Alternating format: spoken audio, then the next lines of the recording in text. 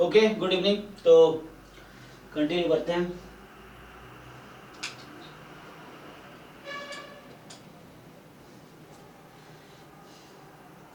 ठीक है, जिनके जो भी डाउट्स हैं ग्रुप में भेजिए, ट्राई करते हैं। तो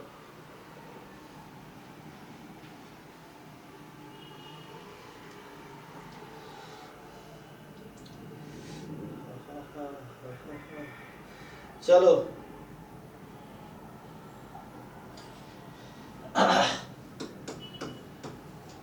ये जो 46 नंबर है ये मैंने पहले भी सॉल्व किए हैं क्लास में। हालांकि देखो, सो ए एक मैट्रिक्स है जिसका पहला कॉलम ए है, दूसरा कॉलम U1 है, तीसरा कॉलम U2 है एंड फोर्थ कॉलम U3 है। ठीक, बी जो मैट्रिक्स है उसका फर्स्ट कॉलम है B, बाकी U1, U2, U3। सी जो मैट्रिक्स है उसका पहला कॉलम U1 है, नहीं U2 है, U2 है, U3 है, U1 है एंड A प्लस B है। और ये सब 4x4 की मैट्रिक्स है। ये सब क्या है? 4x4 की मैट्रिक्स है। ठीक है, डिटर्मिनेंट पूछ रहा है कि, तो बता रखा है आपको कि हमें बता रखा है determinant of A is 6, determinant of B is 2 और पूछ रहा है आपसे determinant of A plus B minus determinant of C क्या होगा। हाँ जी सयानी, आपने ट्राई किया क्या इसको? क्या डाउट है? इसका ट्राई किया सर, उसको रिजल्ट नहीं आ रहा सर। किसका रिजल्ट नहीं आ रहा? सर इसका मतलब सर वो जो डिटरमिनेंट ऑफ ए और वो सर एडिशन प्रॉपर्टी से मतलब सम प्रॉपर्टी से वो सम हो जाएगा determinant of a plus b, वो 8 हो रहा है।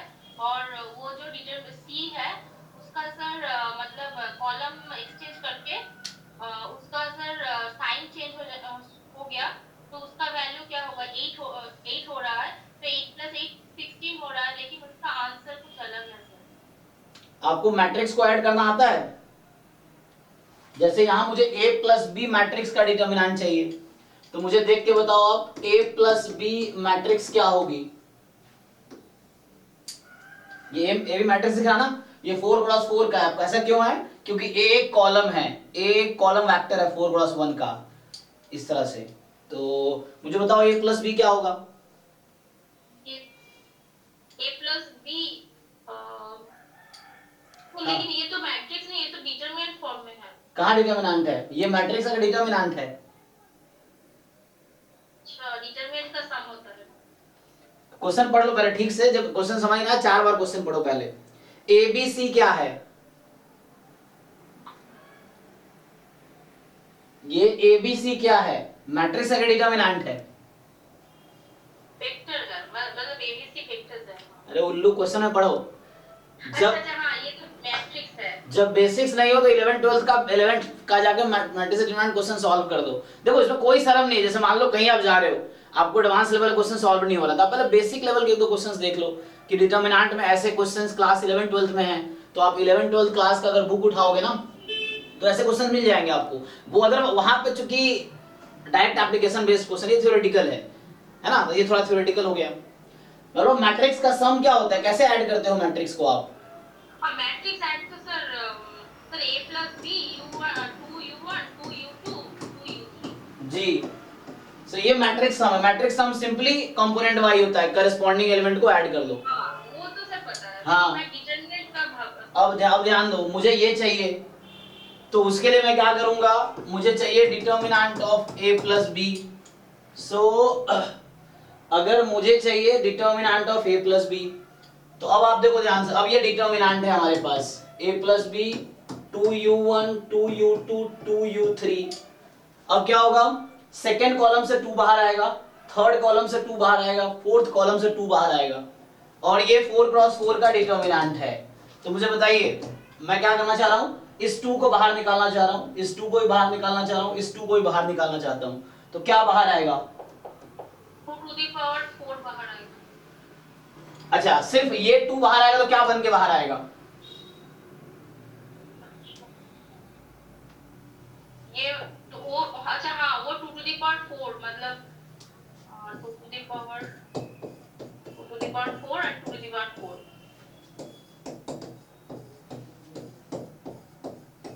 डिटर्मिनेंट की प्रॉपर्टी होती है कि जब आप किसी एक कॉलम से कॉमन लेंगे, अच्छा सॉरी मैं क्या बोल रहा हूं, ये तो यहां 2 ही बाहर आएगा। क्यों? क्योंकि वो जो मैं सोच रहा था वो ये प्रॉपर्टी है कि ये होता है k की पावर n डिटर्मिनेंट a, यही ना। लेकिन यहाँ पे ये नहीं है, यहाँ पे कॉलम से निकाल रहे हैं, यही होगा, ये पावर 4 नहीं होगा क्योंकि हम पूरा मैट्रिक्स से कॉमन नहीं ले रहे ना।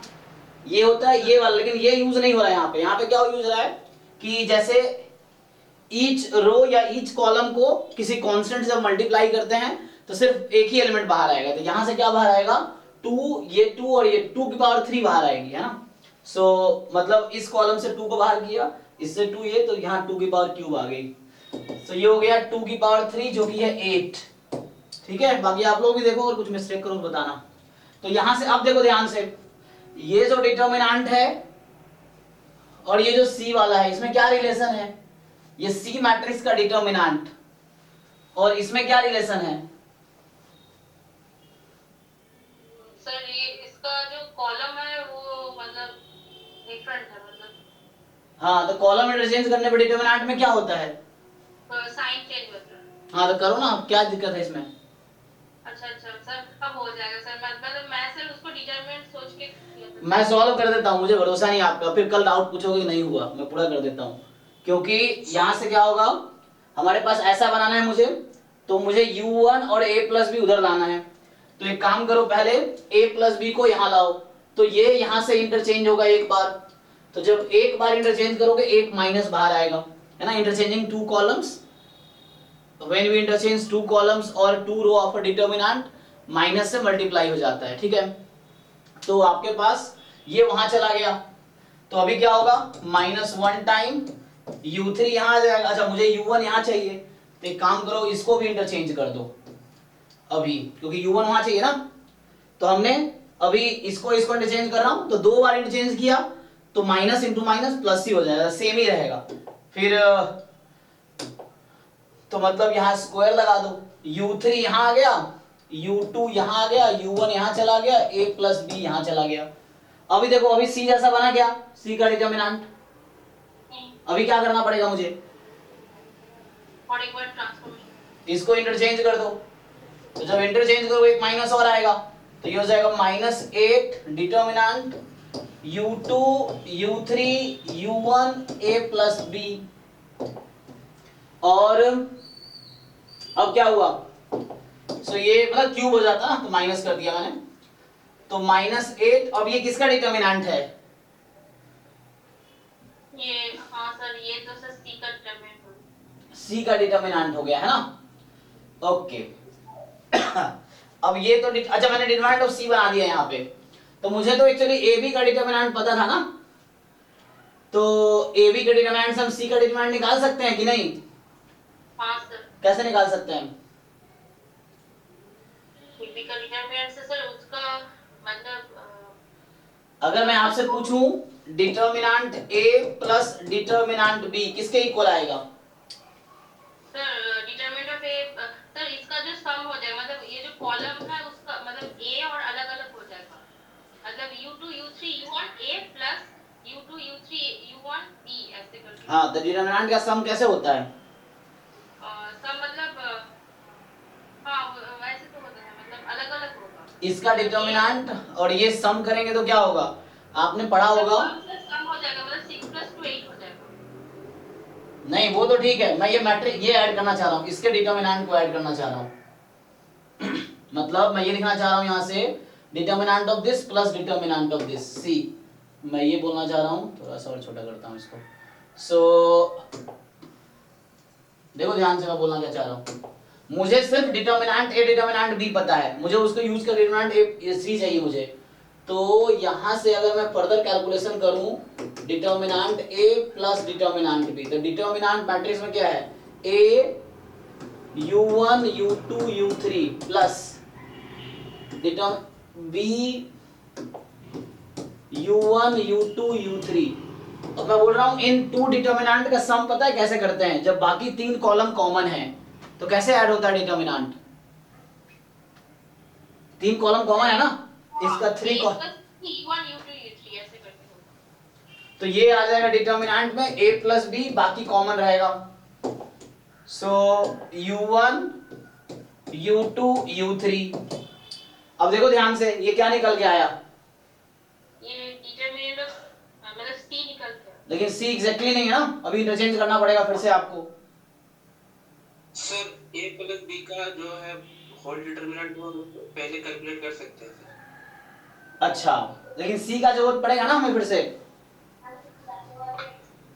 Sir determinant of p determinant of b upon minus a। हाँ सही कह रहे हैं, यहाँ पे मैं इसको लिख सकता हूँ ना, ये किसके इक्वल है, यहाँ से ये किसके इक्वल है, ये नंबर किसके इक्वल था, मुझे कितना दे रखा, 6 + 2 तो कितना हो गया ये 8, तो ये चीज किसके इक्वल है, 8 के इक्वल है। तो ये मैं यहाँ भी यूज कर सकता था, इस चीज को इतना करने की जरूरत नहीं पड़ती, फिर कर सकता ना। मतलब ये तो चलो सी के टर्म में ले आया, छोड़ दो, नहीं लाता तब भी ये इसकी वैल्यू तो मुझे पता ही है कितना है इसका।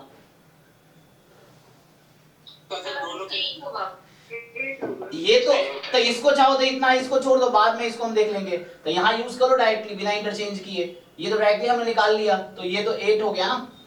सो दिस वन इज 8, सो इसको ऐसे कर लो, दिस वन इज 8, इसको अरे यार, सो इसका मतलब ये हो गया कि 8 × 8 ये 64 तो आ गया डिटर्मिनेंट a प्लस b का डिटर्मिनेंट किया आया। अभी यहाँ मेरा पर्पस चल रहा है डिटर्मिनेंट c निकालने का, तो c भी आ जाएगा, इससे कोई दिक्कत नहीं है ना। तो ये वाला 8 है एक्चुअली डायरेक्टली, ठीक है। सो ये जो चल रहा है तुम्हारा 8 है, मतलब ये कहना चाह रहा होगा, मैं इसको इक्वेशन के तौर पे लिख दूं, सो दिस इज एक्चुअली 8, मतलब नॉट अलोन, ये मिल के 8 है, ये दोनों मिल के 8 है, ठीक है ना। तो इसको मैं थोड़ा सा, हाँ अब बताओ यहाँ c निकल जाएगा, सेम ट्रांसफॉर्मेशन लगा के c निकल जाएगा, ये एक्चुअली इक्वल टू 8 है। अब हमें इसको यूज करके c निकालना है, तो ये -8 हो जाएगा सर ट्रांसफॉर्मेशन। हाँ तो देखो अब c का मुझे डिटर्मिनेंट चाहिए, तो इसको यूज करके c मुझे यूज करना, c क्या था देखो, तो यहाँ से c का इजीली निकला है, कितनी बार ट्रांसफॉर्म करना पड़ेगा, देखो c जैसा बनाने के लिए कितनी बार इंटरचेंज करना पड़ेगा, सर 3 टाइम्स। 3 टाइम्स, हाँ अभी वहां किया था हमने, इसको भी 3 बार किए थे ना। सो ये हो जाएगा दिस थिंग, ये आपको 3 बार ट्रांसफॉर्मेशन लगाओगे 3 बार माइनस आएगा, तो माइनस ऑफ डिटर्मिनेंट c के इक्वल हो जाएगा 8, तो यहां से डिटर्मिनेंट c -8 आ गया। तो फाइनल इस क्वेश्चन का आंसर क्या है, तो मैंने क्या किया, ये डिटर्मिनेंट a प्लस b का डिटर्मिनेंट निकाला, पहले मैट्रिक्स ऐड किया फिर डिटर्मिनेंट निकाला, वो 64 आया, और यहां हमने अलग अलग करके इसको सिंप्लीफाई किया तो डिटर्मिनेंट c आ गया।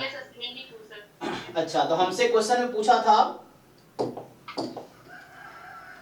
ओके ठीक है आ गया, तो ये इससे पूछा था हमारा, इसका आंसर 64 -8, 64 + 8 72, तो ये आंसर आ गया।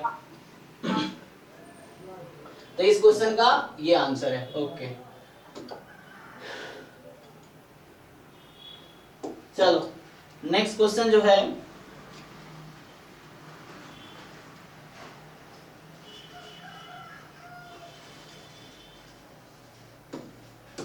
x एक्सपोनेंशियल 1 है, तो फ्रैक्शनल पार्ट ऑफ x का डिस्ट्रीब्यूशन क्या होगा। ये भी मैंने एक बार ऑलरेडी क्लास ना, डाउट क्लास में ये सब क्वेश्चन रिपीट हो रहा है, ये पहले भी एक बार सॉल्व कर चुके हैं।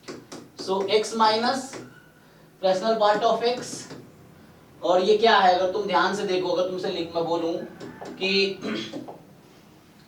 अगर x की वैल्यू k से यहाँ पे क्या है, x का सपोर्ट क्या है, यहाँ पे x का सपोर्ट है मोर देन 0, तो x का सपोर्ट है मोर देन 0, और y का सपोर्ट क्या होगा, y का क्या आएगा भाई, ये y का रेंज क्या है, फ्रैक्शनल पार्ट ऑफ फंक्शन है ना, तो इसका रेंज क्या होगा, 0 सो 0 to 1 इंक्लूडिंग 0 एक्सक्लूडिंग 1, तो ये सपोर्ट है y का। अब यहाँ पे क्या, अगर तुम्हें अलग अलग मैं लिख के दिखाऊं तो दिस इज समथिंग लाइक कि जब x की वैल्यू 0 से 1 में है तो कितना होगा, x ही रहेगी। जब x वैल्यू 1 से 2 में है तो क्या होगा, 1 से 2 में है।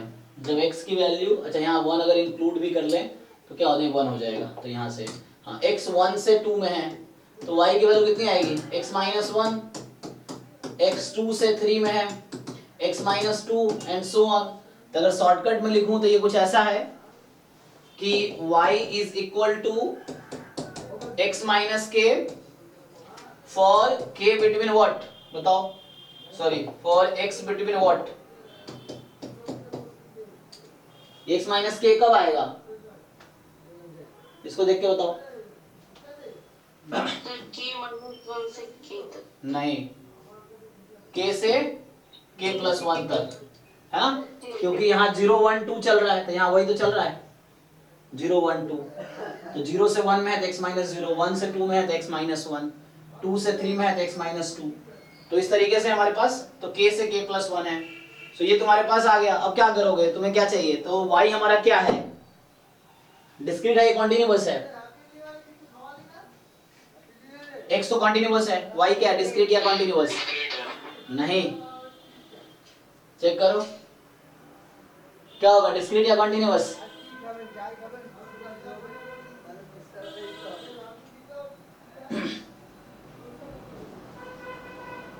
सपोर्ट क्या है y का, काउंटेबल सेट या अनकाउंटेबल सेट,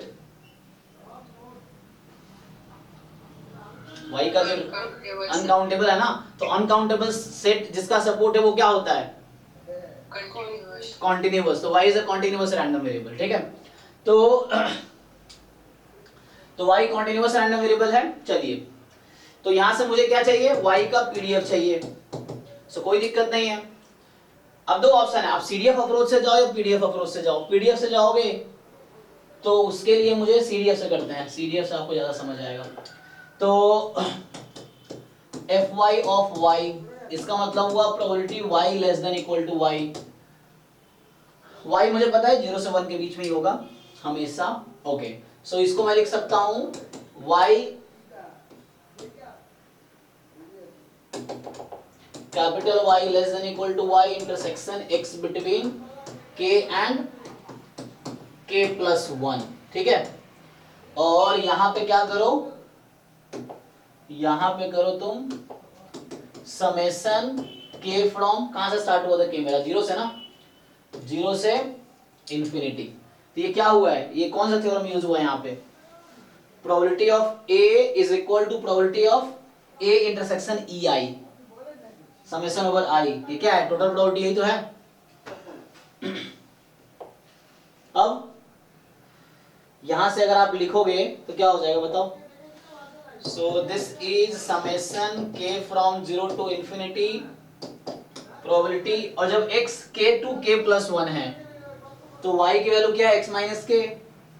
तो y की वैल्यू है x minus k less than equal small y intersection x between k and k plus 1। चलो थोड़ा सा और सिंप्लीफाई करो। सो यहां से आएगा summation k from 0 to infinity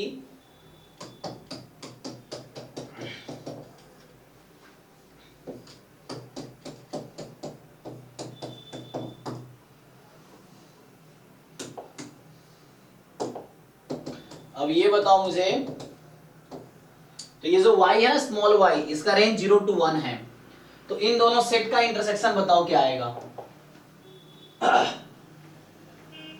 ये एक इवेंट है, ये दूसरा इवेंट है, दोनों x के टर्म में है, तो इसका इंटरसेक्शन क्या होगा,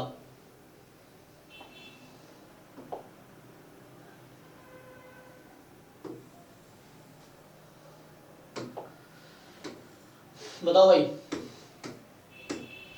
तो x एक है, मान लो यहाँ k है, यहाँ k प्लस 1 है, तो मुझे बताओ k प्लस y कहाँ होगा, इधर होगा, इधर होगा, इधर होगा, कहाँ होगा k plus y,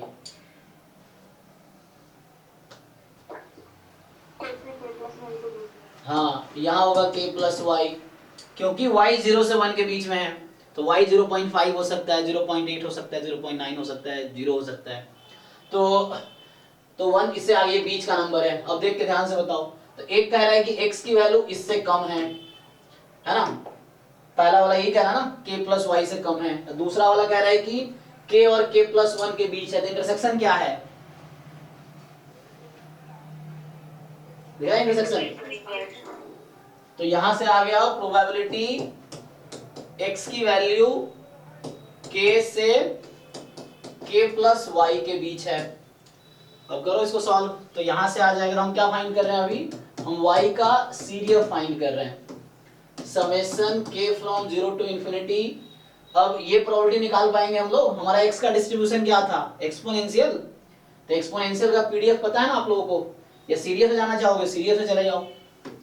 CDF of x at k plus Y minus of CDF of x at k, put कर दो इसको।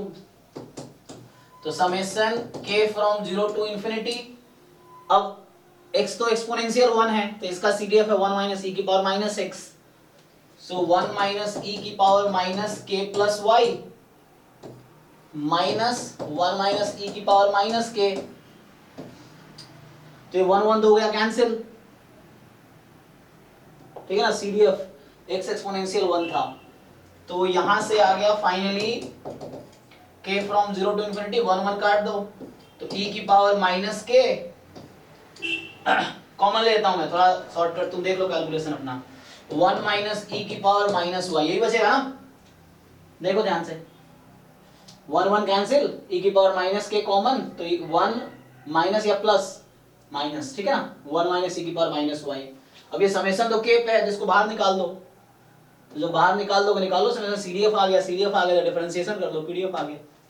तो यहां से 1 माइनस e की पावर माइनस वाई, इसका समेशन आता है निकालना, 1 बाई e की पावर k फ्रॉम 0 से इंफिनिटी। क्या होगा सम इसका जी,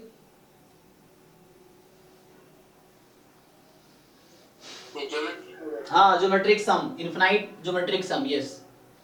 सो a upon 1 minus R, k 0 से है, पहला टर्म 1 है जी, तो यहीं लिख देता हूं आंसर में। तो ये जो निकल के आएगा 1 माइनस e की power minus Y, a upon 1 minus R, r है 1 बाई e, जैसे लिखना आप, ये e की पावर माइनस 1 लिख लो, सो e की पावर माइनस 1, तो यही तो आ गया। तो इसको a अपॉन 1 माइनस आर, तो ये क्या है आपका, this is your CDF। So ये जो मैंने निकाले हैं CDF of y at y when y is between 0 and 1, कर दो डिफरेंशिएशन, देखो आंसर आ जाएगा, ठीक है।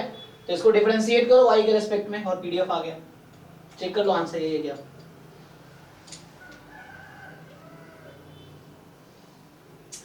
नेक्स्ट जो है सर टोटल प्रोबेबिलिटी क्यों लगा है, मतलब वो एक अप्रोच था, और भी तरीके हैं, इसका दूसरा तरीका भी हो सकता है, मैं सीडीएफ यूज किया हूं।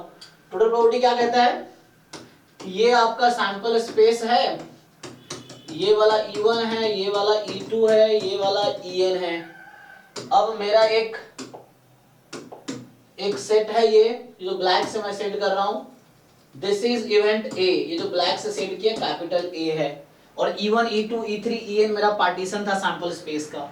तो मुझे प्रोबेबिलिटी ऑफ A अगर चाहिए तो इसको मैं लिख सकता हूं summation probability of EI intersection A I from 1 to n, मतलब E1 के साथ क्या कॉमन है ये, फिर E2 के साथ क्या कॉमन है ये, प्लस E3 के साथ क्या कॉमन, E4 के साथ क्या common and so on, En के साथ क्या कॉमन है, ये कर दिया। अब इसको तो ये मैंने यूज किया है, तो ये एक अप्रोच, और भी तरीके हैं, दूसरा तरीका ट्राई कर सकते हैं।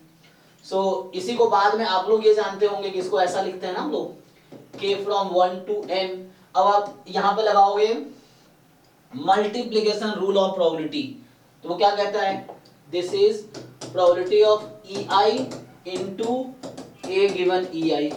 तो आप लोग को ये याद होगा प्रोबेबिलिटी ऑफ A बराबर दिस, लेकिन बीच में ये टर्म है, ये उसी के इक्वल है, क्योंकि इसको अगर आप खोलेंगे A intersection EI upon probability of EI cancel, तो यही तो है।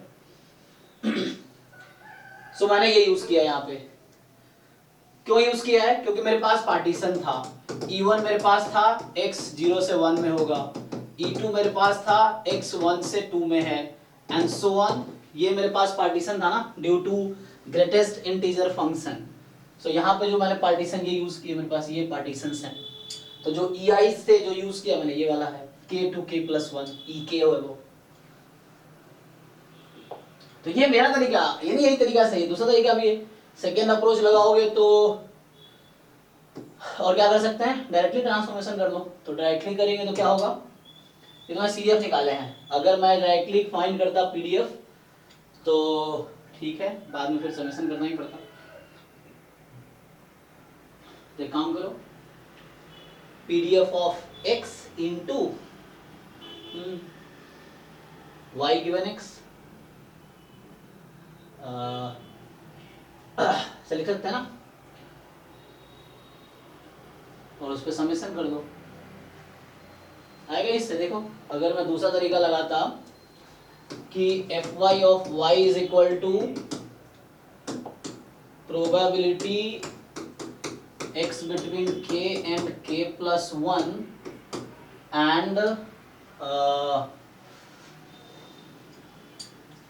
साथ में आता क्या, अब मुझे क्या चाहिए, y क्या है, x minus PDF of x minus k, यही होगा। तो ये हमें फिर यूज करना पड़ेगा उसके लिए। सर इसका सॉल्यूशन एक मैं ग्रुप में डाला, थोड़ा देख लीजिए। ठीक है, मतलब बहुत सारे तरीके हो सकते हैं ना, ये मुझे लगा ठीक है इससे किया मैंने, क्योंकि तरीका जो है ना यही एक ही तरीका है, तरीके हजार और भी हो सकते हैं, वो अब तुम ट्राई करोगे तो बहुत सारे तरीके निकल के आएंगे ये चीजें।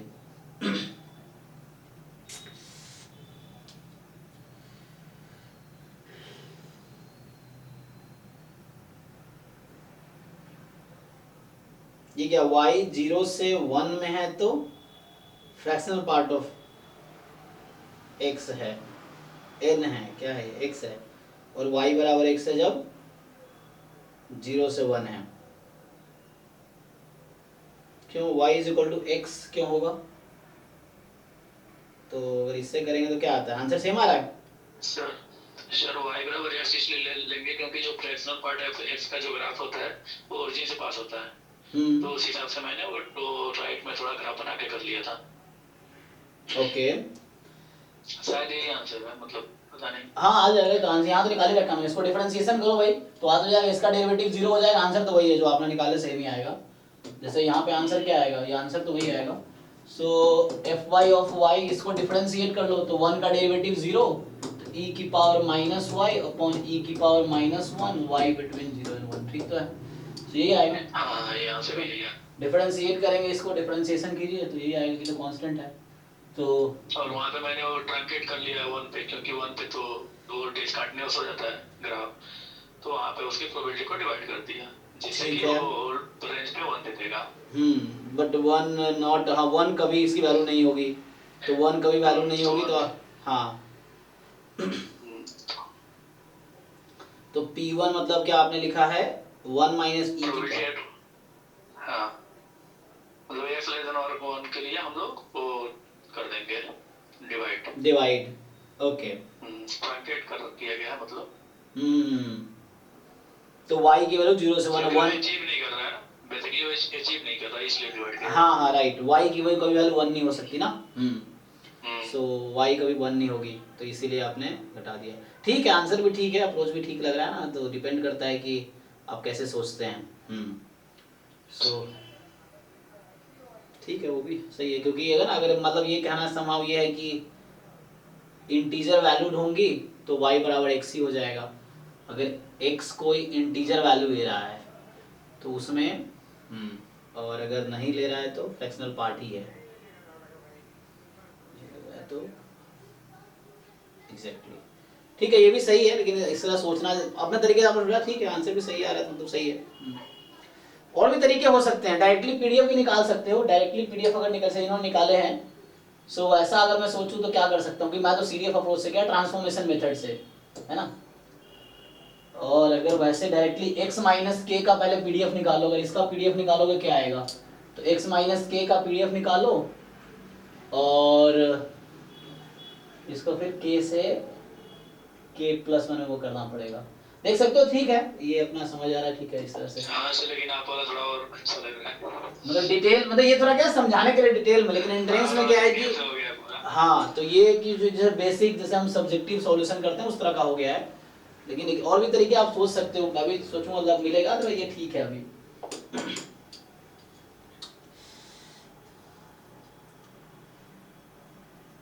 सो नेक्स्ट क्या है आयुष, इसमें क्या है कि x1 x2 x3 जो आपका है, ये कह रहा है रैंडम सैंपल है विथ पीडीएफ, ये आपका डबल एक्सपोनेंशियल है ना।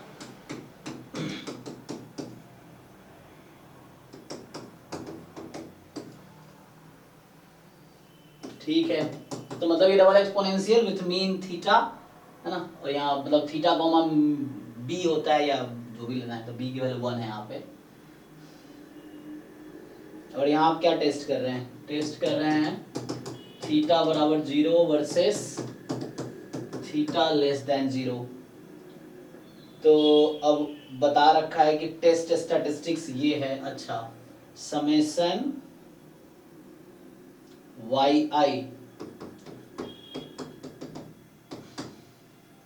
1 to 5 आपका टेस्ट स्टैटिस्टिक्स है, ठीक है।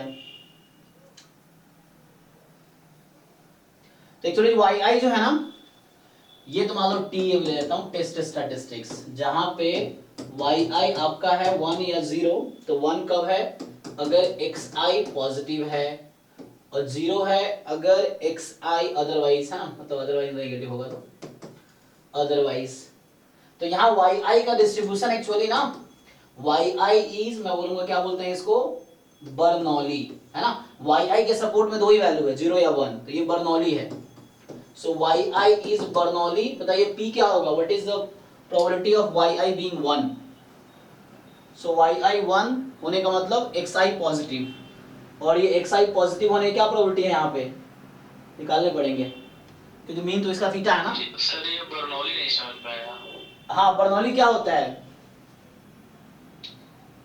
बर्नौली का सपोर्ट क्या रहता है।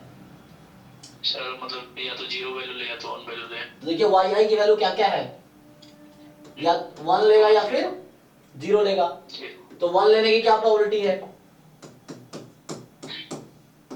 वाई आई प्रोबेबिलिटी कैसे निकालेंगे। हाँ वही सोचो, वाई आई की वैल्यू 1 कब होगी, ये जो वाई आई है जब प्रोबेबिलिटी एक्स आई ग्रेटर देन 0 तो यानी 0 से इंफिनिटी में उसको इंटीग्रेट करेंगे क्या। यस यस जी जी।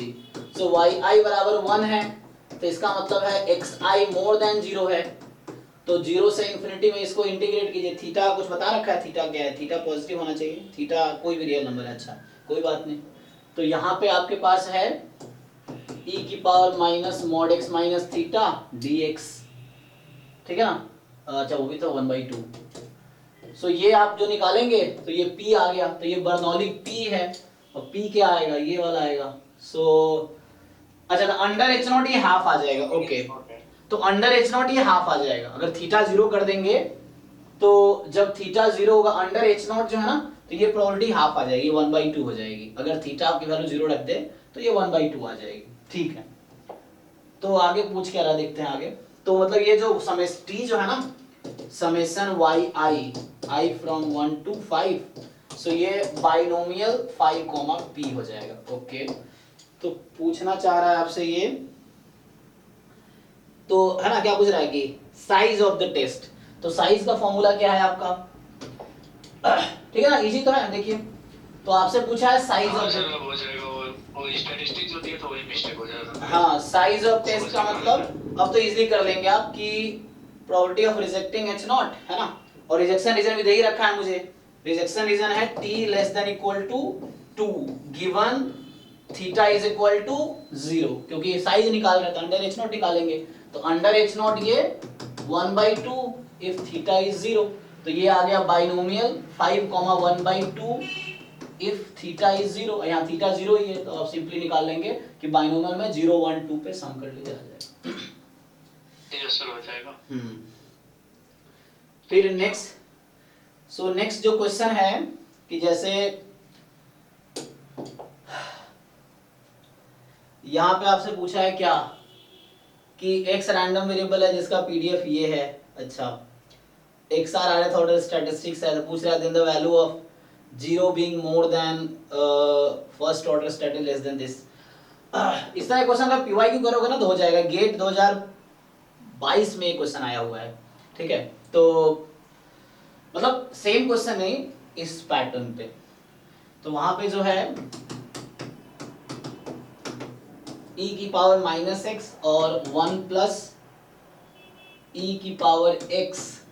अब यहाँ देख लेना टाइपिंग मिस्टेक हो सकता है, e की पावर शायद -x हो, पता नहीं, तो वो पता चलेगा आपको इंटीग्रेट करके 1 आ रहा है कि नहीं आ रहा है वो देखने से पता चलेगा, है ना। तो इसको इंटीग्रेट करोगे अगर 1 आ जाता है तो मतलब ये सही पीडीएफ है, नहीं तो पता नहीं, मुझे लग रहा है ऐसा ये होना चाहिए, देखते हैं, पता नहीं। सो कोई जरूरी नहीं है, आप चेक करना सही पीडीएफ है कि नहीं। और हमसे पूछा है कि जो फर्स्ट ऑर्डर स्टैटिस्टिक्स है सर वो ऊपर भी e की पावर x ही है ना। अच्छा हाँ, वो मैंने यहाँ पे लिखा है, ओके ओके हाँ ठीक है, ये मैंने गलत लिखा है, e की पावर x है ना, और यहाँ स्क्वायर था ना, ठीक है, e की पावर x 1 प्लस e की पावर x होल स्क्वायर, वही बनाओ, चेक करना ये पीडीएफ। हाँ मतलब इसको t ले लेंगे तो में भी आ जाएगा, ठीक है। तो अब आपसे पूछ रहा है कि ये होने की क्या प्रोबेबिलिटी है, तो सिंपल कि 0, क्योंकि इसका सपोर्ट तो पूरा रियल नंबर है, तो इसका मतलब रैंडम सैंपल है, मान लो साइज n का। अब यहाँ कुछ बोला नहीं इसने, है ना, r1 से n है, ठीक है, साइज n का है, तो अगर साइज n का है, अच्छा ये बताओ यहाँ पे मीन क्या आएगा, इसका ex क्या होगा, आपको सॉल्व करना पड़ेगा क्योंकि ये बाद में जरूरत पड़ेगी इसके मीन की। देखो करते हैं, सो होपफुली ये 0 आ जाएगा शायद, देखो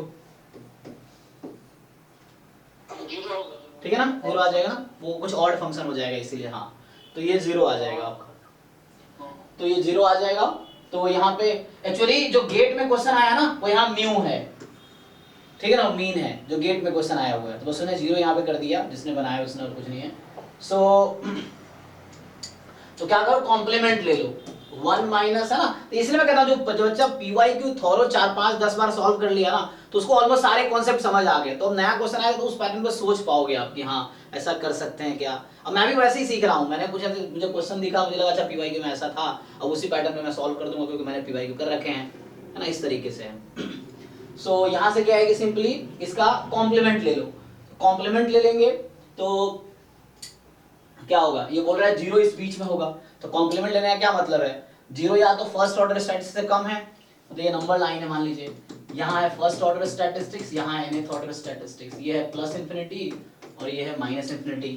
तो अभी यहाँ पे है कि 0 यहाँ पे है, जब कॉम्प्लीमेंट लेंगे तो 0 या तो इधर है या फिर इधर है ना, और दोनों में हो नहीं सकता, दोनों डिसजॉइंट है, तो कहने का मतलब मैं इसको ब्रेक करूंगा, तो 0 या तो less than first order statistics है या 0 more than nth order statistics है, ठीक। अब देखिए, तो यहां से आ गया 1 minus probability first order statistics more than 0,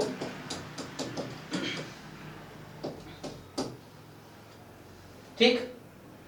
अब देखिए आप 1 माइनस, तो ये तो CDF है ना, तो अब वो पता है ना, अब प्रॉपर्टी थोड़ी बहुत पता होगा आपको ऑर्डर स्टैटिस्टिक्स का, तो आप सब लोग जानते होंगे कि CDF of nth order statistics क्या होता है जी, फॉर्मूला क्या है, और CDF of first order statistics क्या है, sir nth order statistics fx पे पावर n जी, तो ये आपका n हो गया, और ये क्या होता है 1 minus fx to the power n। तो इसको अगर आप लिखेंगे, इसको मैं ठीक से लिखूं तो nth order statistics less than equal to x, probability x less than equal to x इस पूरे की पावर n, ये है। और इसको अगर मैं 1 इधर बुला लूं ना तो इस चीज को मैं ऐसा लिख सकता हूं, इस चीज को मैं लिख सकता हूं, आप चाहो तो यहाँ CDF करके कर दो तो भी बात बराबर ही है, तो मैं अगर CDF से कर दूं तो ये फिर इतनी जरूरत नहीं करने का, तो इसी को मैं अगर रीराइट करूं तो first order statistics more than x is probability x more then x उसकी पावर n, इसी को आप ऐसा भी लिख सकते हैं। तो आप देख लीजिए कैसे यूज करना चाहते हैं। अगर आपको ये दोनों फॉर्मूला यूज करना है तो पहले इसको आप CDF बना लीजिए, आसान है CDF बनाना, क्योंकि मैं ये और ये यूज़ करता हूँ डायरेक्टली, जैसे भी कर लो आप।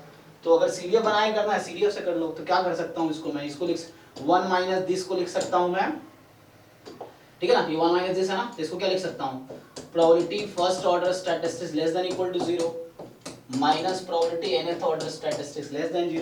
तो ये हो गया CDF of first order statistics at 0 और ये हो गया CDF of nth order statistics at 0।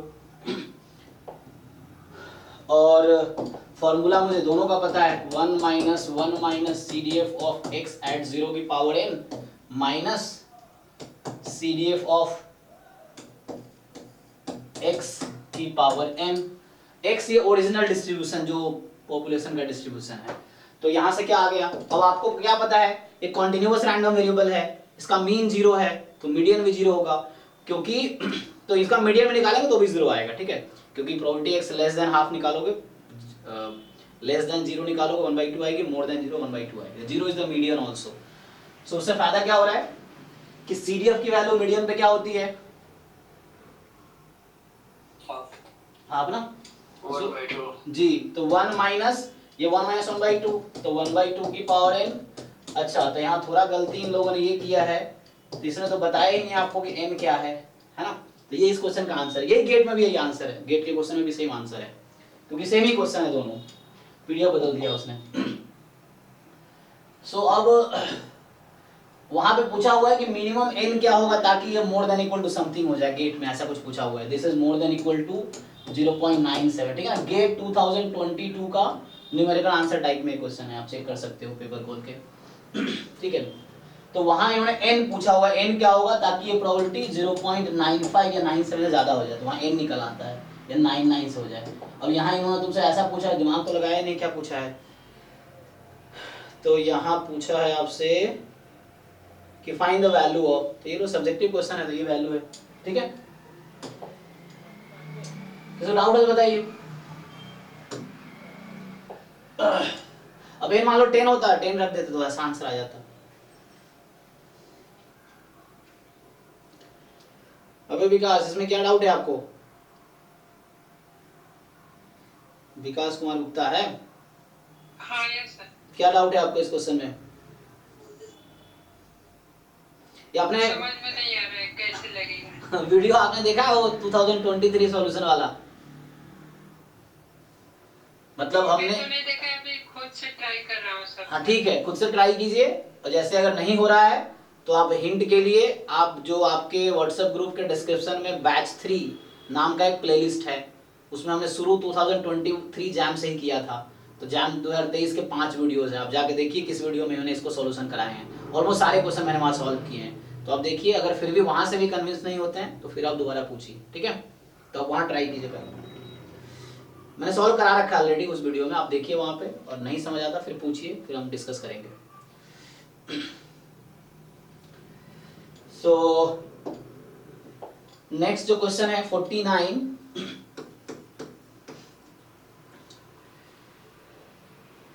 ये आपको ऑब्जर्व, इसमें क्या डाउट है भाई, उजान है, तो बहुत आसान क्वेश्चन है जी।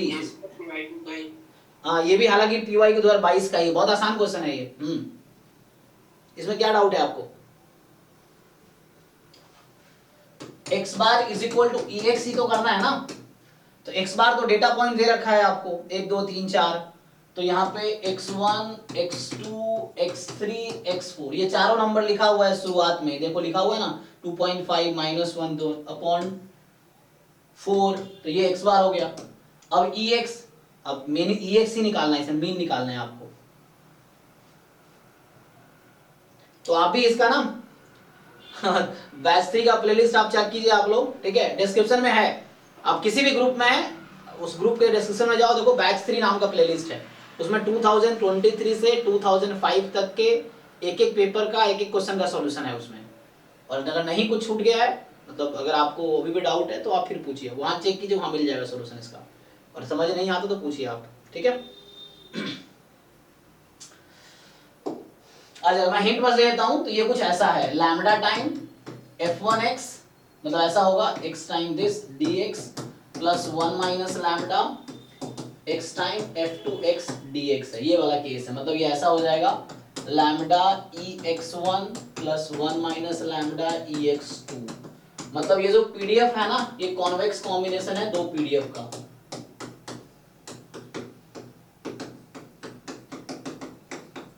ये है, तो आपको बस ये लैम्डा पहचानना है। तो क्वेश्चन में देख के आपको समझ आएगा कि यहाँ लैम्डा की जो वैल्यू है वो 1/4 है, ठीक है। तो उससे आ जाएगा, चेक कर लेना आप। नेक्स्ट जो है कि suppose that x1 x2 xn are IID normal 0 1, okay.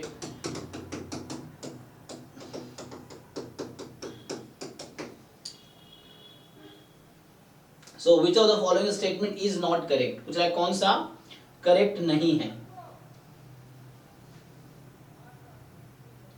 तो क्या करना है हमें इसमें, स्टैंडर्ड नॉर्मल है और IID है।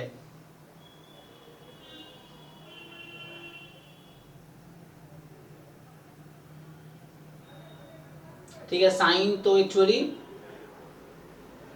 डोमेन पूरा रियल नंबर है तो कोई प्रॉब्लम नहीं है, डिफाइन तो है ही।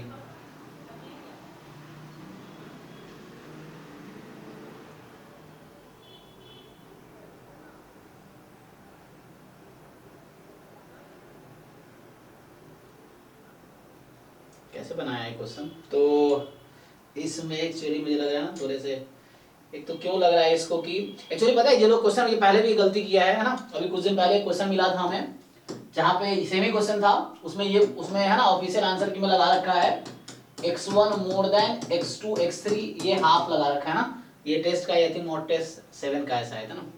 तो हाँ, तो वो एक्चुअली जो पेपर बना रहा है उसको ऐसा लग रहा है, उस इंसान को जिसने बनाए हैं उसको शायद ये पता है कि एक्स वाई यहाँ कोई भी दो रैंडम वेरिएबल हो, x मोर देन y हमेशा हाफ होता है, लेकिन ऐसा हमेशा होता नहीं है। इसीलिए इसने डी ऑप्शन को ट्रू माना हुआ है ना। उसको भी ऐसे ही लग रहा है, सेम स्टोरी यहाँ भी किया है डी ऑप्शन में कि x1 more then product of x10 है, तो ये कह रहा है कि जो मोर देन हाफ हमेशा होगा। ऐसा हमेशा नहीं होगा, हमेशा तभी होगा जब इसका और इसका डिस्ट्रीब्यूशन कॉमन है, मतलब they have same identically distributed है, तब ऐसा होगा। वरना अगर दोनों अलग अलग डिस्ट्रीब्यूट, जरूरी थोड़ी है, मान लो मैं x1 ले लूं अगर यूनिफॉर्म 0 कुछ इस तरह से 0 1 और x2 मान लीजिए यूनिफॉर्म 0 2 है एग्जांपल के लिए, तो ऐसा जरूरी थोड़ी है कि x1 मोर देन x2 जो होगा हाफ होगा। चेक कीजिए, हाफ नहीं आएगा, है ना, जरूरी नहीं है हाफ आएगा। सो अगर दो अलग अलग डिस्ट्रीब्यूशन तो ऐसा नहीं होगा, ऐसा तब होगा जब दोनों का सेम डिस्ट्रीब्यूशन है। तो उसी कॉन्सेप्ट इसने फ्रेम किया है, तो इसलिए उसको लग रहा है कि पहला ऑप्शन भी सेम कॉन्सेप्ट लगा रहा है कि sine x1 more than this half है, और डी में भी ऐसे कर रहा है, और उसको ट्रू मान रहा है क्योंकि नॉट ट्रू पूछा हुआ है।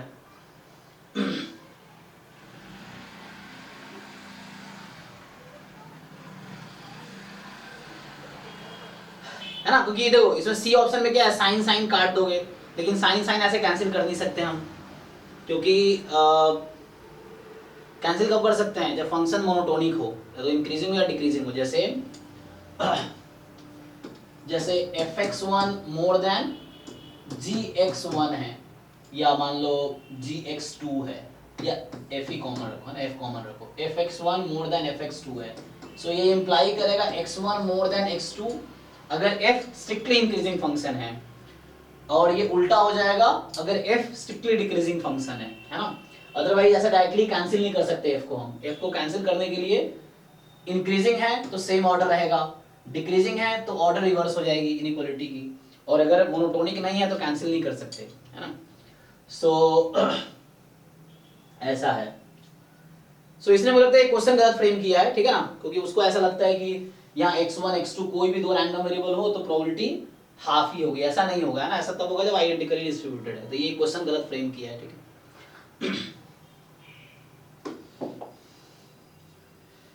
सो यहाँ पे जो है X Y be independent observation from normal 0 1, ठीक है।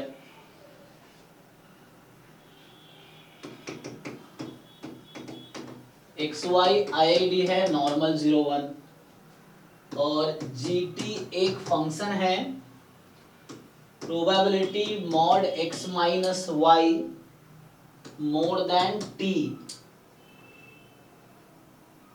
given x plus y more than t।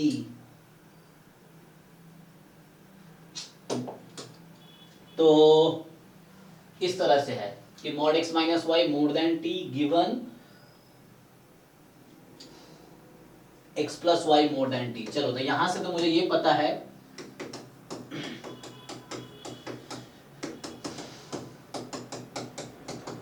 ठीक है। तो x माइनस वाई और x plus Y identically distributed है ना। इनफैक्ट ये इंडिपेंडेंट भी है ना। देखो यहाँ सो ये जो रैंडम वेरिएबल है ये IID है। x plus Y and x minus Y जो है IID होगा। चेक करो डिस्ट्रीब्यूशन कॉमन है और इंडिपेंडेंट होगा क्योंकि इनके बीच का कोवेरिएंस 0 है और नॉर्मल में इफ एंड ओनली इफ होता है। ठीक है तो सो इसमें आप कोवेरिएंस निकालेंगे 0 आएगा कोवेरिएंस इसके बीच का। सो IID है ठीक है। तो अब देखो x माइनस वाई इंडिपेंडेंट है x प्लस वाई से, तो x माइनस वाई को कोई फर्क नहीं पड़ रहा कि क्या गिवन है ना। अब जानते हो कि if x is independent of y तो conditional distribution of x given y is equal to PDF of x only. तो y गिवन हो या ना गिवन हो x को कोई फर्क नहीं पड़ेगा क्योंकि वो इंडिपेंडेंट है। तो यहाँ पे ऐसा हो जाएगा so this is same as mod x minus y more than t क्योंकि इससे कोई इफेक्ट नहीं पड़ेगा इसको कि ये इंडिपेंडेंट है x plus y। सो अब हमें क्या करना है, अब आपसे पूछ रहा है क्या है ये। सो यहां से अगर आप देखेंगे तो x minus y का mod more than t है। So let's bring it into, तो पूछना ये चाह रहा है कि इंक्रीजिंग है डिक्रीजिंग है कांस्टेंट है मोनोटोनिक नहीं है। ओके तो इसमें सिंपल चेक करने के लिए क्या है ना, इसका कॉम्प्लीमेंट ले लें। तो कॉम्प्लीमेंट लेंगे तो आ जाएगा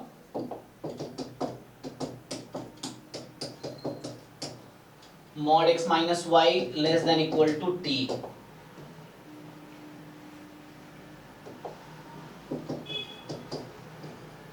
सो यहां से आ गया x दिस ये हो गया माइनस t से t और x माइनस वाई का डिस्ट्रीब्यूशन नॉर्मल 0 2 है तो मतलब x minus Y upon root 2 का डिस्ट्रीब्यूशन नॉर्मल 0 1 है। तो इसको यूज कर लेते हैं। तो आप इसको जब यूज करेंगे तो 1 minus probability x minus Y by root 2 more than equal to minus t by root 2 less than equal to t by root 2 this is equal to 1 minus, अब ये CDF ये z हो गया तो z हो गया तो phi this minus phi this तो ये हो जाएगा phi of t by root 2 minus phi of minus t by root 2 and इसको फर्दर आप सिंप्लीफाई करेंगे तो ये बनेगा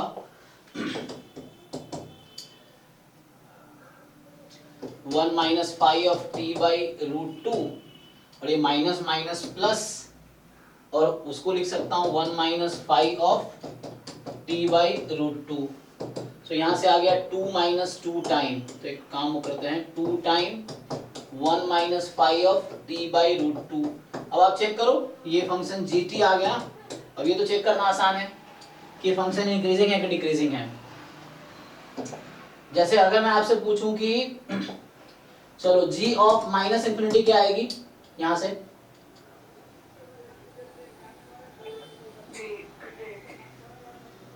कितना होगा माइनस इंफिनिटी कितनी होती है। अच्छा ये मैंने कैलकुलेशन सही किया ना, देख लो एक बार। सो यहां से प्रोबेबिलिटी था mod x minus Y more than t का रेंज क्या होगा। ओके दिस 1 माइनस कर दिया फिर ये आ गया t मोर देन 0 दिया ना। ओके सो अच्छा दिया है t मोर देन 0 है ठीक है। तो कैलकुलेशन ठीक है ना। यहाँ पे 1 माइनस किया फिर ये माइनस 3 हो गया फिर रूट 2 से डिवाइड कर दिया फिर 5 दिस माइनस 5 दिस एंड इसको ओपन किया तो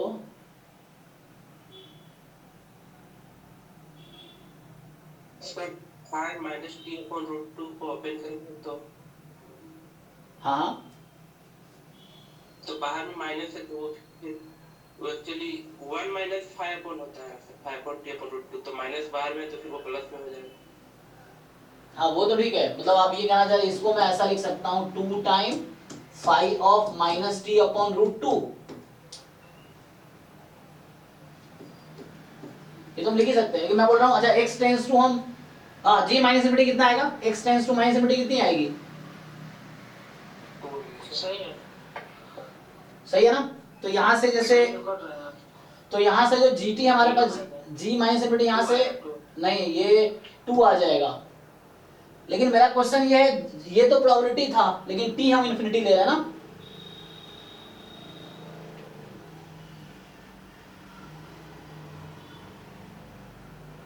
जो प्रोबेबिलिटी था ना gt, तो 1 से ज्यादा कैसे आ सकता है। और अगर हम g प्लस इन्फिनिटी लेते हैं, इसमें कहीं कहीं मुझे देखना पड़ेगा कि हाँ जी प्लस इन्फिनिटी लिया तो हाँ g plus sir 5 minus t/√2 को जब ओपन किए हैं तो वो होगा सर 1 माइनस 5t/√2, और बाहर में माइनस है तो फिर वो प्लस हो जाएगा। मतलब क्या कहना है, यहाँ प्लस कर दूं? नहीं सर, उसके ऊपर, हाँ उसके ऊपर वाला स्टेप में जो ओपन किए हैं 5 माइनस t/√2, हाँ, वो कैसे? तो ये माइनस माइनस मैंने प्लस कर दिया पहले, और फिर इसका फॉर्मूला होता है ये 5 माइनस t/√2 का। तो सर फिर बाहर में सर फिर माइनस है तो फिर वो कन्वर्ट होके फिर प्लस हो जाएगा। ऐसा है क्या? नहीं मेरा ठीक है, मैं चल एक बार देख लेता हूँ दोबारा, ऐसे मुझे गलत लग नहीं रहा। सो इसको अगर दोबारा कैलकुलेट करें, चलो इसको अभी खोलो, पर कैलकुलेशन देखना है तुम लोग। तो 1 माइनस 5 ऑफ t/√2 अभी है, और प्लस में 5 ऑफ माइनस t/√2 होगा। यहाँ तक तो कोई दिक्कत है नहीं।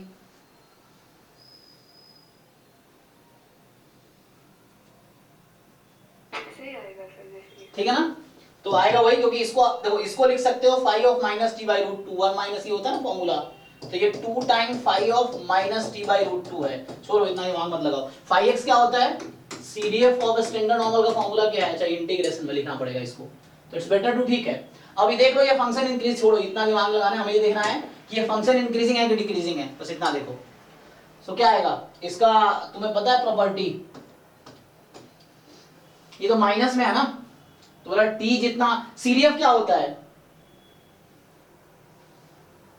Non decreasing. हाँ नॉन डिक्रीजिंग होता है ना, तो एक्चुअली ये 1 माइनस CDF टाइप का ना, क्योंकि यहाँ देखो जैसे जैसे t की वैल्यू बढ़ाओगे तो ये वैल्यू घटेगी, है ना, माइनस t बाई समथिंग है, तो ये फंक्शन क्या होगा, डिक्रीजिंग होगा, ठीक तो है।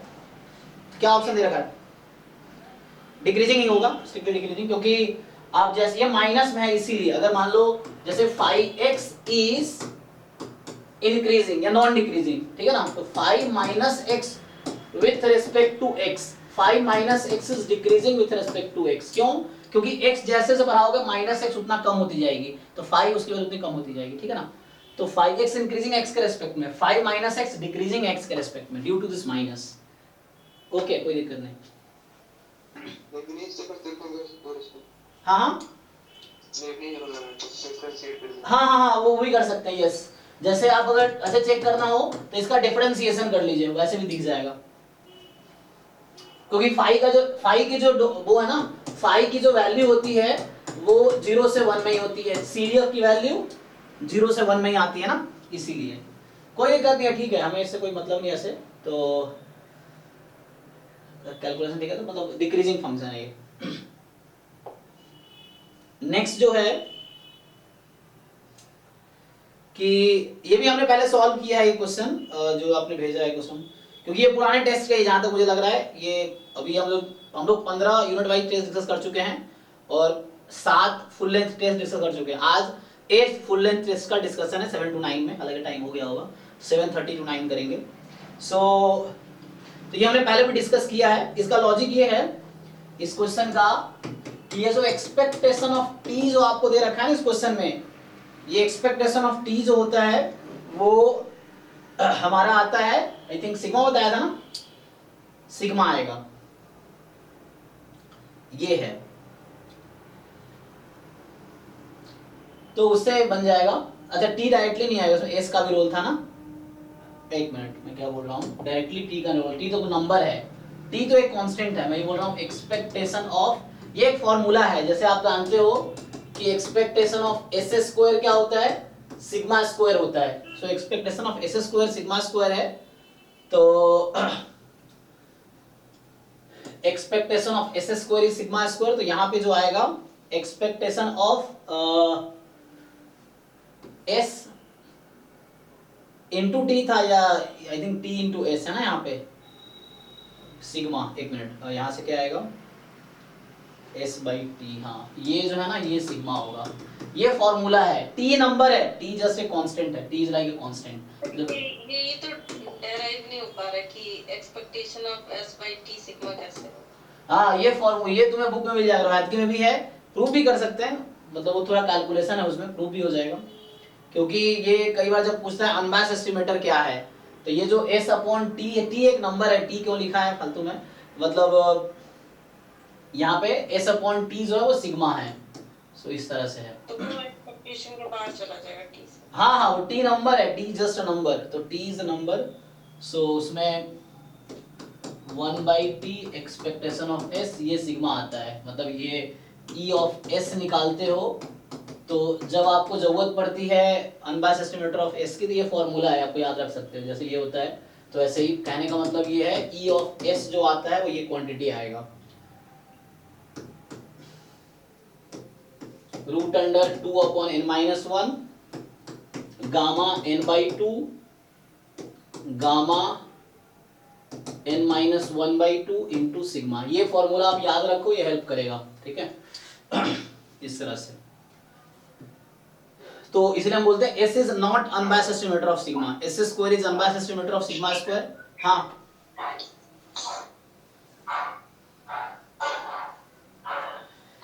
पवन आपका माइक ऑन है, तो काई स्क्वायर को फॉलो करता है s स्क्वायर, हाँ ये n minus 1 s square by sigma square ना, हाँ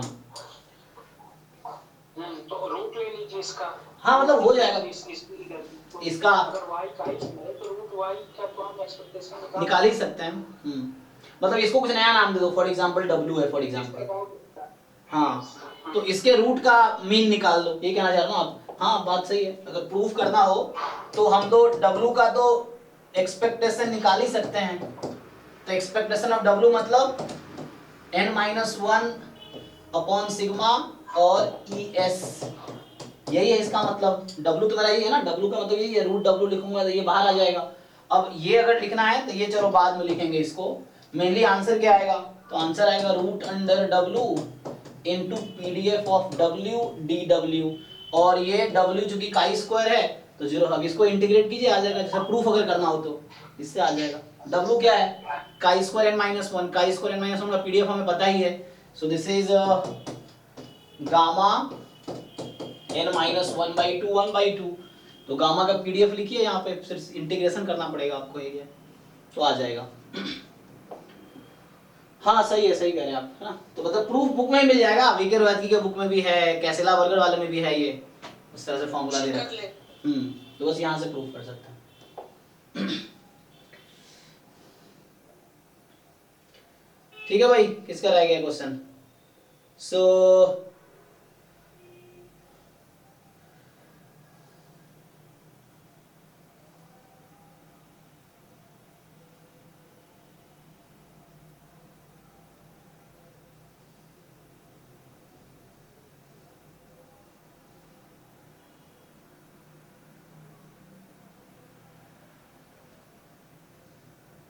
ये क्वेश्चन और है वो है ना, if X Y be bivariate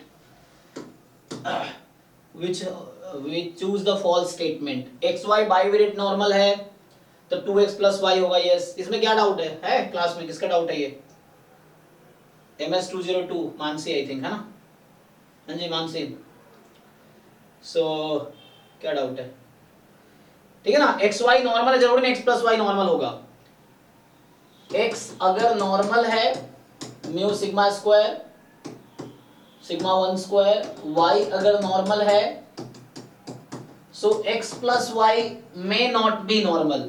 is it not necessary to be normal? x plus Y जरूरी नहीं नॉर्मल होगा. क्यों? या तो हमें इंफॉर्मेशन दे कि ये बाइवेरिएट नॉर्मल है तब जाके x प्लस वाई नॉर्मल होगा, या फिर मुझे ये बताए कि एक्स वाई इंडिपेंडेंट नॉर्मल है तब जाके x प्लस वाई नॉर्मल होगा. Otherwise X Y two normal distribution the sum में नॉट बी नॉर्मल. ठीक है ना, टू इंडिपेंडेंट नॉर्मल का सम नॉर्मल होगा, बाइवेरिएट नॉर्मल में नॉर्मल आएगा, बट ऐसे नहीं होगा. ठीक है, चलो अभी यही स्टॉप करते हैं फिर. और अभी 7:30 to 9 हम लोग मॉक टेस्ट 8 जो फुल लेंथ मॉक टेस्ट 8 है उसका सॉल्यूशन डिस्कस करेंगे. ठीक है, थोड़ा टाइम ले लीजिए फिर करते हैं. अरे तो याद पहले दिलाओ ना अभिषेक, अभी हो? हाँ देखो आप पहले बताओ ना, अब बोल सकते हैं बीच में. सो यहाँ पे क्या है, कल एक क्वेश्चन हम लोग स्टार्ट, कल का जो डाउट क्लास था उसमें पहला क्वेश्चन जो कर रहे थे वो हाफ किया था. तो जो कैसे अगर बुक के एक्सरसाइज का क्वेश्चन था वो ये क्वेश्चन था एक्चुअली कि x जो है एक्सपोनेंशियल 1 है, y बराबर x की पावर थीटा है और h नॉट है थीटा बराबर 1 अगेंस्ट थीटा बराबर 2. तो मतलब ये हो गया कहने का मतलब कि दैट इज h नॉट का कहने का मतलब है कि y का डिस्ट्रीब्यूशन x है और h1 का मतलब है y का डिस्ट्रीब्यूशन x स्क्वायर है. अब आपको टेस्ट करना है तो इसका कल हम लोग क्रिटिकल से निकाल रहे थे.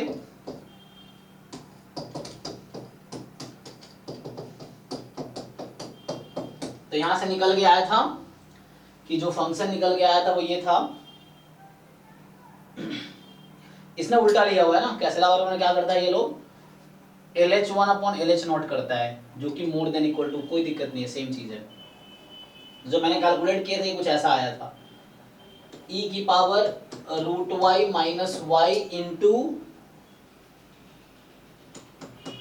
रूट वाई बाई 2, यही था ना. ये आया था less than equal to k, यहां तक आया था. अब ये फंक्शन जो है हमने ये चेक किया था कि ये फंक्शन कहाँ इंक्रीजिंग है कहाँ डिक्रीजिंग है. क्योंकि x का सपोर्ट आपका 0 टू इंफिनिटी है तो y का सपोर्ट भी 0 से इंफिनिटी ही होगा. ठीक है, एंड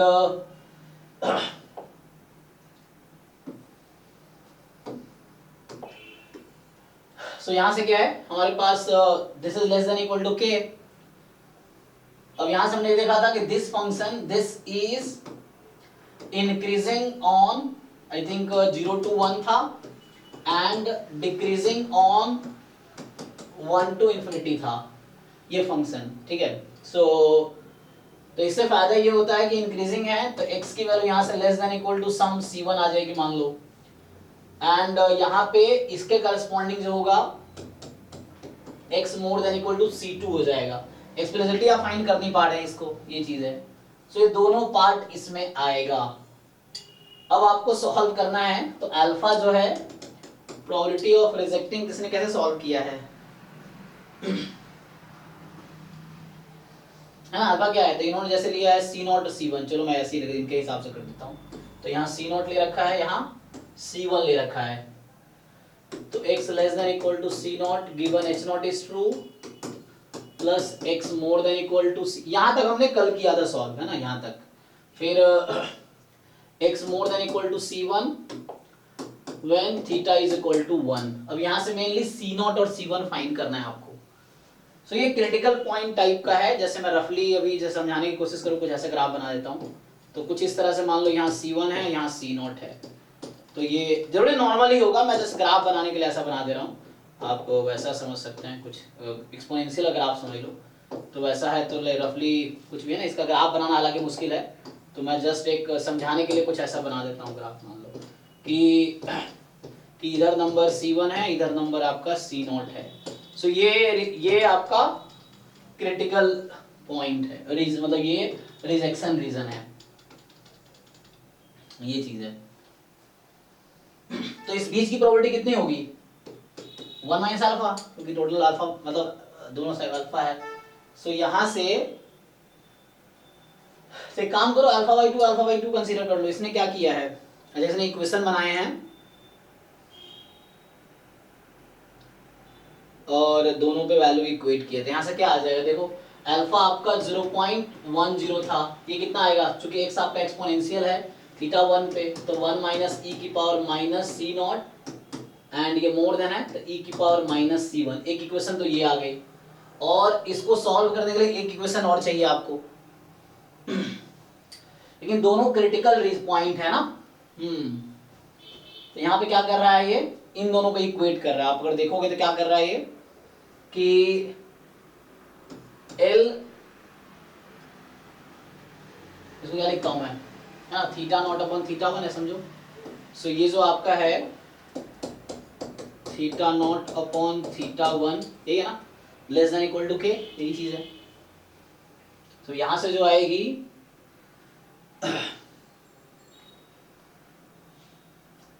तो ये क्या कर रहा है आपका, इक्वेट कर रहा है, जो लाइक्लीहुड रेशियो है दोनों पॉइंट पे इक्वल कर रहा है। मतलब ये जो फंक्शन है, ये फंक्शन इन दोनों पॉइंट पे इक्वेट कर रहा है, वो मतलब इक्वल कर रहा है। तो क्या होगा यहाँ पे, अगर आप C1 रखो तो क्या आएगा, सॉल्व कर पाओगे? ये इक्वल करने का रीजन क्या है? हाँ, यहाँ पे क्या कर रहा है, लाइक्लीहुड जो वैल्यू है दोनों एक करस्पॉन्डिंग इक्वल कर रहा है, ये कर रहा है ना। लाइक्लीहुड मतलब दोनों का लाइक्लीहुड रेशियो है, दोनों इक्वल रहेगा। इक्वल क्यों रहेगा, क्योंकि उन्होंने प्रोबेबिलिटी ना ये इक्वल करना चाह रहा है इधर। जैसे दोनों H0 दोनों को इक्वल करता है अपान में करके। ना ये इसको इक्वल कर रहा है, ये जो है ना आपका इस क्वांटिटी को, है ना, ये फंक्शन ऑफ y आएगा एट द एंड। तो यहाँ पे ये फंक्शन ऑफ y आएगा ना, सॉल्व क्या आपने किया ना, फंक्शन ऑफ y आया ना ये। जैसे ये क्वांटिटी क्या आता है, सम फंक्शन ऑफ y, कुछ ऐसे लिखते हैं ना आप लोग। लाइक्लीहुड फंक्शन का क्या मतलब होता है, ज्वाइंट पीडीएफ ही तो होता है। जैसे अगर पीडीएफ लिखोगे आप, सो y या when theta was 1 and y when theta was 2, मतलब लाइक्लीहुड फंक्शन क्या है, ज्वाइंट पीडीएफ ही तो है ना। So likelihood function is a joint PDF. So joint PDF है, और चूंकि ये सिंगल रैंडम वेरिएबल का है तो this is just a PDF of y, ये समझ लो, PDF of y when theta is 1, PDF of y when theta is 2। So दोनों का रेशियो इक्वल होना चाहिए, क्योंकि ये क्रिटिकल पॉइंट क्रिएट कर रहा है ना ये।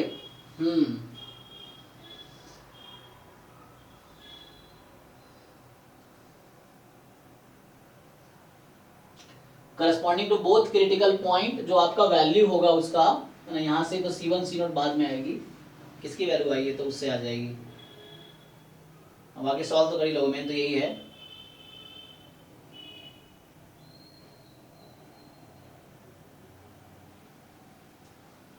दोनों का रेशियो इक्वल होना, मतलब ये इसको इक्वल कर रहा है ना, इस क्वांटिटी को इक्वल पुट कर रहा है। यहाँ पे कहने का मतलब ये है कि y की जगह ये जो रेशियो था आपका C0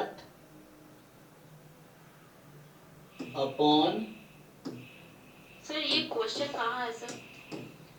भाई भेजो ग्रुप में, भेजो इसको, क्वेश्चन कल आया था ग्रुप में तो। भेजे थे ग्रुप में। ओ अच्छा, कल का जो क्वेश्चन वही है। हाँ, कल का पहला क्वेश्चन था। So likelihood at C0 and theta बराबर, मान लो जैसे मैं लिखता हूँ दिस,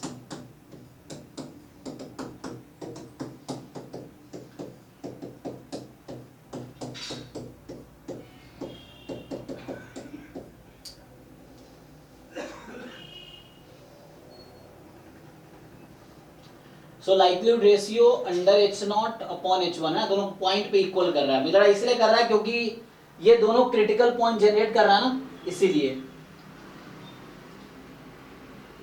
तो सर हमारे क्वेश्चन से अगर दो क्रिटिकल पॉइंट मिलना है, क्रिटिकल पॉइंट, हाँ हाँ,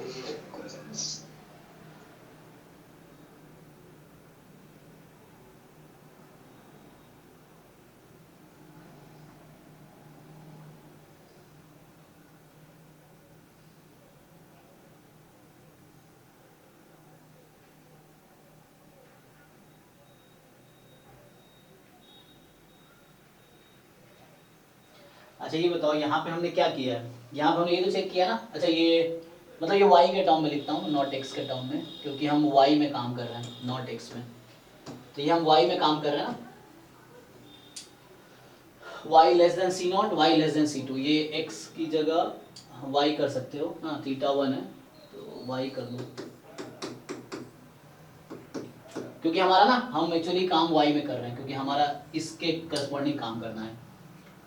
तो यहाँ से आ जाएगा दिस, ठीक है। मेनली इस इक्वेशन, अब ये इक्वेशन ये है, एक ये है, बट आपका क्वेश्चन मेनली है कि ये क्यों लिया गया है ना, मतलब हालांकि ये रूल है। अब इसके पीछे की स्टोरी अगर मैं बताऊं कि ऐसा क्यों है, है ना, कि यहाँ पे सी नॉट्स जब इस तरह क्रिटिकल रीजन आते हैं, so likelihood ratio should be equal. मतलब ये क्या किया है, देखो ये जो लाइक्लीहुड रेशियो है, मतलब लाइक्लीहुड रेशियो टेस्ट स्टैटिस्टिक्स है, तो at this c nought point, at c one point, दोनों पे इक्वेट किया है, बिकॉज दो क्रिटिकल पॉइंट आए ना, तो दोनों के करस्पॉन्डिंग इक्वल होने चाहिए, अदरवाइज निकलेगा कैसे, है ना। तो मेन वही है।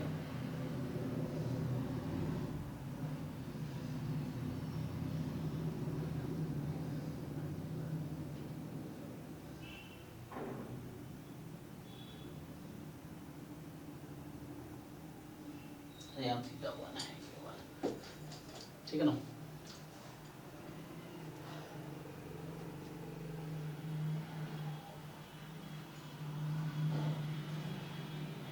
एक्चुअली दोनों पॉइंट ना क्रिटिकल रीजन में बिलोंग करेगा, तो ये क्या बोलते हैं इसको, क्रिटिकल पॉइंट ही तो बोलते हैं ना हम लोग। सो ये एक्चुअली पॉइंट ऑफ, क्या बोले इसको मैं, ये कुछ ऐसा था, देखो अगर तुम समझोगे ये कुछ ऐसा था, gy less than equal to k था, है ना, ऐसी था, gy less than equal to k। तो हो क्या रहा है यहाँ पे, अगर तुम y यहां से निकालोगे ना, तो अगर y जब इंक्रीजिंग है तो ये क्या बनेगा, y less than equal to g inverse k, और जब y डिक्रीजिंग है तो क्या होगा, y more than equal to g inverse k। अब जरा समझो, this is your point c nought, this is point c1, both are same और डिफरेंट, चेक, इसीलिए इक्वल किया है। आया अमृत,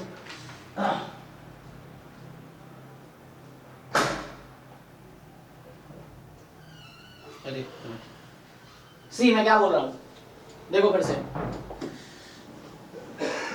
एक्चुअली मैंने डायरेक्टली क्रिटिकल रीजन लिख दिया ना, बट वो रीजन आया कैसे, तो उसके पीछे अगर आप देखोगे, ये ऐसा था ना, दिस इज द पॉइंट, देखो तो ये किसकी वैल्यू है, इसी की वैल्यू है, या बोलो तो इसकी वैल्यू है, इसकी वैल्यू ये है आपका, ठीक है। अब मैं ये बोल रहा हूं, इसको मैं तत्काल g नाम दे दिया, लेट्स से, तो g of y less than equal to k है, तो मैं ये बोल रहा हूं कि जब gy किस रीजन पे इंक्रीजिंग है, 0 to 1 में इंक्रीजिंग है ना, 1 to infinity में डिक्रीजिंग है, तो इस रीजन पे इंक्रीजिंग है और इस रीजन पे डिक्रीजिंग है, चेक करना एक बारी, ठीक है ना। तो यहां से y आया लेस देन इक्वल टू, अब सी मैं क्या बोल रहा हूं, इंक्रीजिंग है तो g डायरेक्टली उधर चला जाएगा, तो क्या बनेगा, g इनवर्स के होगा ना। अभी यही लॉजिक मैं यहां बता रहा था, सेम लॉजिक मैं उधर ही बता रहा था, एक फंक्शन बता रहा था ना, यहां भी वही स्टोरी में बता रहा था, जब इंक्रीजिंग रहता है तो सेम इनइक्वालिटी आती है, डिक्रीजिंग रहता है तो इनइक्वालिटी रिवर्स हो जाती है, सेम वहां पे है। तो देखो जब फंक्शन इंक्रीजिंग है तो y less then g inverse k, and इस इंटरवल पे फंक्शन डिक्रीजिंग है, तो क्या होगा, इसका सॉल्यूशन क्या आएगा इस इंटरवल पे, हाँ, तो y आ जाएगी more than equal to g inverse k, ठीक है ना। और ये पॉइंट क्या रहेगा, ये दोनों पॉइंट क्या है, सेम ही तो है ना। अगर यहां से तुम देखोगे उस इंटरवल में जो लार्जेस्ट वैल्यू आ रही होगी, यहाँ जो स्मॉलेस्ट आ रही होगी, दोनों इक्वल रहेगा एक्चुअली, तो इसी वजह से, और इसी का नाम तो हमने ये रखा है ना, दिस इज व्हाट, इसका नाम मैंने C नॉट रखा है और इसका नाम C1 रखा है, यही है ना, इसी का नाम C नॉट C1 रखा है। सो होगा क्या, अब ये नहीं कि सेम वो नंबर, मैं ये बोल रहा हूं कि इस पे लाइक्लीहुड रेशियो इक्वेट किया है टू गेट दैट नंबर, मतलब इसके पास जैसे कुछ इंटरवल में ये क्या है, जैसे हम ये बोल रहे हैं ना, समझो जैसे ये फंक्शन 0 से 1 में, जैसे मैंने कहा इंक्रीजिंग है और 1 के बाद डिक्रीजिंग है, सो हो क्या रहा है, so when you take the inverse image,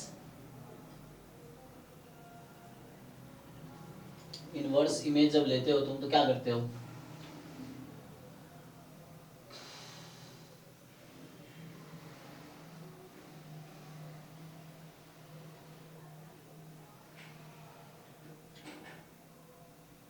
तो this function is not monotonic. monotonic होता है यूनिक इनवर्स इमेज मिलता।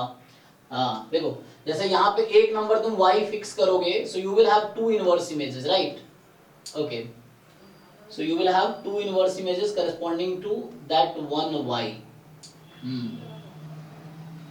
तो इसका जो सॉल्यूशन है, एक में इधर आता है और एक में इधर आता है, सी। सो इसके करस्पॉन्डिंग जो इनवर्स इमेज आएगा, एक अगर less than equal to y है तो इधर आएगा और एक इधर आएगा,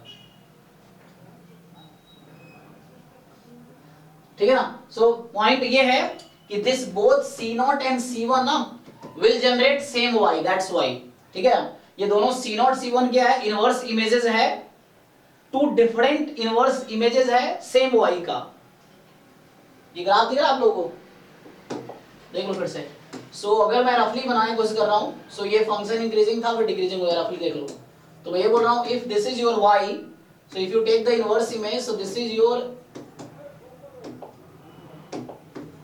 G inverse y and this is also your G inverse y, so that y is RK there, ठीक है ना, that y is RK there, so this is G inverse K and that is G inverse K, and what I'm saying, अब ये नहीं समझना कि दोनों equal है, मतलब इसके दो डिफरेंट इनवर्स में, एग्जांपल के लिए x स्क्वायर फंक्शन है, x स्क्वायर है ना, तो x स्क्वायर अगर आप ऐसा होता है तो y बराबर 4 है, करस्पॉन्डिंग x की दो वैल्यू आएगी -2 and 2, इक्वल थोड़ी है दोनों, बोथ आर f इनवर्स 4।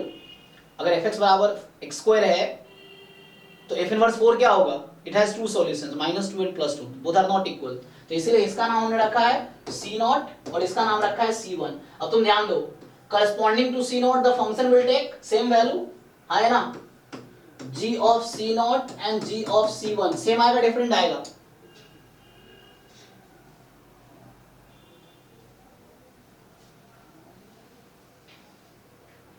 समझ आ रहा है कि नहीं तुम्हें क्या बोल रहा हूं मैं, इज इट क्लियर?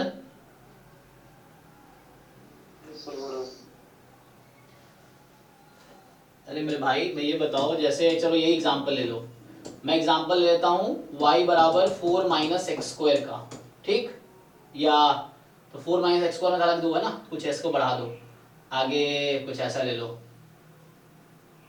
x की वैल्यू बढ़ानी है ना, 4 कुछ ऐसा ले लो, हाँ 4 माइनस एक्स माइनस 4 का स्क्वायर। ये देखो, अगर मैं तुम्हें पूछूं यहाँ पे कि क्या होगा, यहाँ 4 है, ठीक है, x को 4 रखने पे क्या होगा, x को 8 रखने पे 0 हो जाएगा, 0 रखने पे, ठीक है, तो x माइनस 2 ले लो। सी दिस फंक्शन, जैसे एग्जांपल के लिए ये फंक्शन है, तो अगर यहाँ पे कोई एक y के करस्पॉन्डिंग दो डिफरेंट x मिलेंगे, तो मैं ये बोल रहा हूँ कि this y has two inverse images, g inverse के, one is C0, other one is C0, तो ये बोलना चाह रहा हूँ both are equal, this C0 is nothing but जो आपका वहां लिखा हुआ है FC0 when theta is 1, FC0 when theta is 2, and this C1 is nothing but FC1 when theta is 1 and sorry G के टर्म में लिखा ना, क्या लिखा F के टर्म में लिखा ना, so F में लिख लो FC1 upon theta is equal to, ये दूसरा फंक्शन था जिसको मैं LH0 upon LH1 लिखता हूँ, LH0 upon LH1, so that's why they are equal, ठीक है। अब तुम नहीं कन्विंस हुए तो क्वेश्चन पूछो, ये चीज है। So the function value, this is C0 and this is C1, so your critical region is this one and this one, so the value corresponding to this and value they will give you the same value, so they have the same y, that's why they are equating to get the C0 and C1, okay। So equate क्यों कर रहा है, because G C0 and this is G C1, G I am naming this function, so equal है, why they are equal, because C0 and C1 are the inverse image of, तुम यहाँ से अगर f g of C0 निकालो, you will get y, and g of C1 if you find, even I'm saying k, तो k आएगा, and g of C1 is also k। अब आराम से सोचो, और नहीं समझ आया दोबारा पूछो, मतलब मुझे तो समझ आ गया एटलीस्ट, अब तुम्हें समझ नहीं आया तो क्वेश्चन पूछो, ये because they are inverse image of same point, So C0 and C1 are inverse images of same point. That's why both will give the same functional value. Like -2 and 2 are the inverse images of x square. Simple. In x square at 4. इस तरह से. ठीक है जी, चलिए stop करते हैं. बताओ भाई अभिषेक, इज इट फाइन और नॉट? Yes, sir. हाँ, तो वो इसलिए दोनों फंक्शन को इक्वेट किया because C0 C1 are the inverse images. Okay, thank you. अभी स्टार्ट करते हैं हम लोग 2 मिनट में. जस्ट मॉक टेस्ट 8 का सॉल्यूशन डिस्कशन. ठीक है.